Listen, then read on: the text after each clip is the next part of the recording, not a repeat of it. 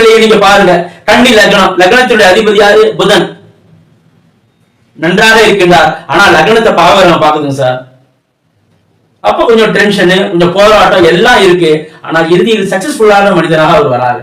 லக்னாதிபதி புதன் 10ஆம் இடத்திலே ஆட்சியாக இருக்கின்றார், அல்லது அவர் 5ஆம் இடம் திரிகோணத்திலே நட்பு நிலையாகவே இருக்கின்றார், அல்லது அவர் சுபத்துவமாக இருக்கின்றார், அல்லது லக்னாதிபதிக்கு வீடு கொடுத்தவன் எளிமையாக இருக்கின்றார்.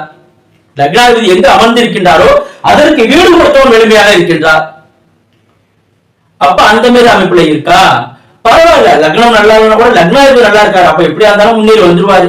ஏதோ ரூபத்தில் அவருடைய ஒரு வளர்ச்சி அவர் நிச்சயமா அடைந்தே தீருவா.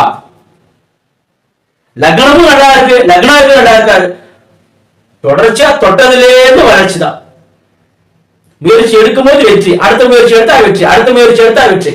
லக்னமும் நன்றாக இருக்கின்றது, லக்ன அதிபதியும் நன்றாக இருக்கின்றார். இந்த விஷயத்தை நீங்க சிறுதி ஒவ்வொரு லக்னத்திற்கும் பாருங்க. மேஷ லக்னமா செவ்வாயினுடைய நிலை எப்படி இருக்குன்னு பாருங்க. செவ்வாய் எங்கே அமர்ந்திருக்கின்றார் என்று பாருங்க. அவர் சுபத்துவம் அடைந்திருக்கின்றார் பாருங்க. அவர் பாதக கிரகத்தோடு சேர்ந்திருக்கின்றாரா?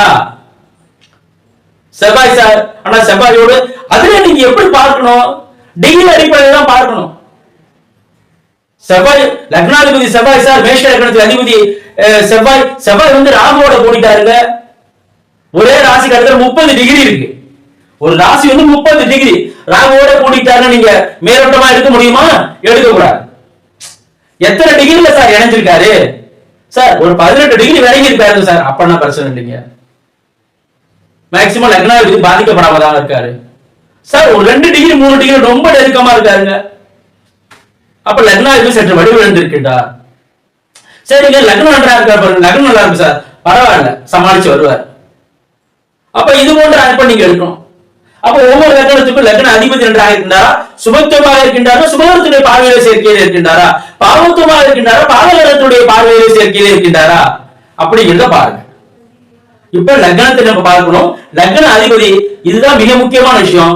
லக்ன புள்ளி, லக்ன புள்ளி எத்தனை டிகிரில இருக்கு, யாருடைய நட்சத்திரக்காரிலே அவர் இருக்கின்றார், லக்ன புள்ளியோடு எந்த கிரகம் தொடர்பு கொள்ளுது, இததான் நம்ம வந்து சிசேரியன் டைம் குறித்தல்ல மேலோட்டமாக பார்க்க கூடாதுங்க.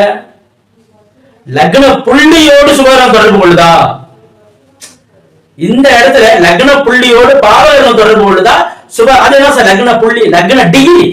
உதாரணத்திற்கு